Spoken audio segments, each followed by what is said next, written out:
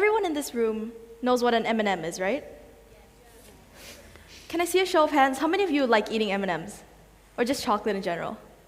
Then you probably remember the time when we were a kid and we just want to have some chocolate, right? So we go up to our parents, beg them for that extra piece of chocolate, but they just put their foot down and say no.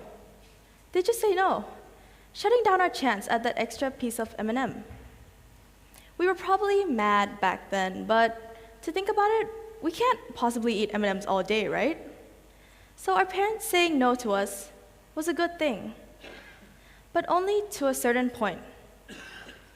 As we grow older, hearing our parents' voices of saying no starts making us say no ourselves.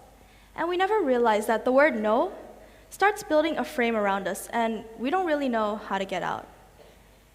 Think of it like this. Imagine your life as an open book. When we say no over and over again, it's just like reading the same paragraph over and over again, and we're just stuck. But tonight, I'm here to tell you a secret. A secret that will move you from this paragraph to enter the next unpredictable chapters in your life. But first, let me tell you a story. This is Larry. Before he graduated high school, he went to a university tour at Stanford, and his tour buddy was named Sergi. Since the moment they met, they would argue about nearly everything because they found each other obnoxious. For example, they would argue about the values to various approaches of urban planning, whatever that even means. But all they said was no, until one day, they finally said yes. Let's work together and start a project in our dorm room. Had they kept saying no to each other, this wouldn't be present today. And juniors, we wouldn't have been able to search up what to do in a TED Talk and get answers within 2 seconds. Had they not said yes to the risk that they're willing to take, they wouldn't have unlocked the door to new beginnings and opportunities. And it was all just because of one word. It may not seem like a big word, but I, Alina Chan, will show you that this word can help you paint your pictures. This word can help you write your chapters in your open book. Some of you may already be thinking, but you can't say yes to everything. Like, if someone asks you to do something dangerous, like, hey, you want to jump off a cliff? You're obviously not going to go, yes, of course, let's do it. I'm up for the challenge. You're not. You're going to say no, which is what no is for. But I am talking about the reasonable things that we say no to and make up our very creative excuses. And think about this.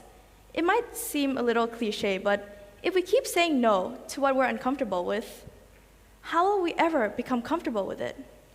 How will we ever start flipping the pages in our book? And of course, like I said before, we can't possibly say yes to everything as well, which is why this topic isn't black and white. There are times where no is a better answer than yes, but always defaulting to no means that you're always closing your doors. According to an article from the Huffington Post, they state that whenever we say no, we reject more than the opportunity. We reject the fun it brings, what it teaches us, and the possible gifts that could unfold if we just allow the initial yes. Let me give you some examples. An example of opportunity would be the Google story. Fun. It could be saying yes to new friendships and finding things to laugh about with them.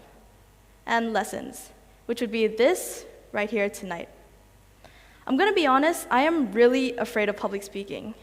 And when I got the very unexpected confirmation email that I would be speaking here tonight, I really wanted to reply back, no way, I'm out. So I was just too scared. But then I sat back and thought, one, my topic is about saying yes. So it'd be really weird and ironic if I said no. Second, I thought about the lessons that I could learn through this experience to help me conquer my fears of public speaking. And trust me, I've learned a lot. And gifts. It could be saying yes to an activity and finding your passion through it. Any of these scenarios can help you write your story in your open book. And think about this. When we're making decisions, the no outcome is connected to regret somehow, and sometimes regret is the biggest risk of all. But why do we even care? We care because saying yes is all about opportunities. Opportunities to conquer your fears, opportunities to get better at something, or maybe just opportunities to start stepping out of your comfort zone. You can see that your comfort zone is pretty small compared to all the area that's around you. And sometimes we're just stuck there and we don't know how to get out. But trust me, once you start stepping out of your comfort zone, it becomes easier to step out of it each time. According to a study conducted by 2 psychologists, they showed that when we're in our comfort zones, we perform at moderate levels of productivity. But in order to increase or maximize those productivity levels, the participants had to be in a state of optimal anxiety, or in English, productive discomfort. Which means that we actually become more productive when we're uncomfortable.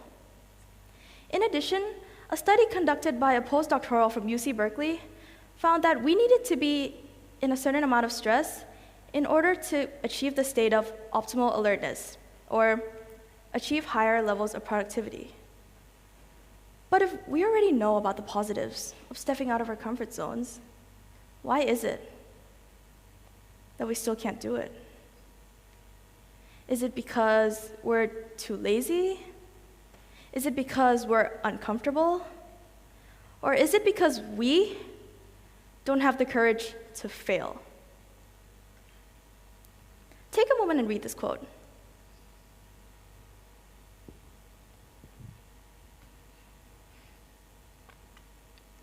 Bill Gates is telling us that if you succeed, good. But if you fail, even better. It's more important to learn from our lessons of failure. And if we said yes to a doubtful idea and it didn't go as we expected, it's fine, it's good. It's important that you gave yourself a chance, and it became an opportunity for you to learn from that. We never learn to move out of our comfort zones until we can overcome our fear of failure. This topic is really personal to me because I'm gonna admit, I found it hard to say yes to many things. Like, if a friend asked me to go have lunch with them, if I was too lazy or didn't feel like it, I would just say no and make up some excuse, and end up regretting those moments. But I never realized that for almost all the times I got myself to say yes, I never ended up regretting any of them. In fact, those moments became really precious to me. So let me ask you, have you heard of the saying, life's an open book? If you said yes, it means you've been listening to me since the very beginning. But if you said no, it means you haven't been listening to me at all. And it also means that you're already a page behind those who said yes. Because our lives are basically an open book, and you write the story as you go. If all you're doing is saying no to the opportunity that your pen is giving you to write, then you're just going to be stuck in your same boring comfort zone, rereading the same paragraph over and over again. While others who are saying yes, they're actually writing paragraphs. They're actually exploring the pages, finishing the chapters, and ready to move on. I'd rather have my life be of multiple chapters filled with ups and downs than a life story as a one-page summary with no content in it at all, because my life, it's not just an autobiography. It's a mystery. Thank you.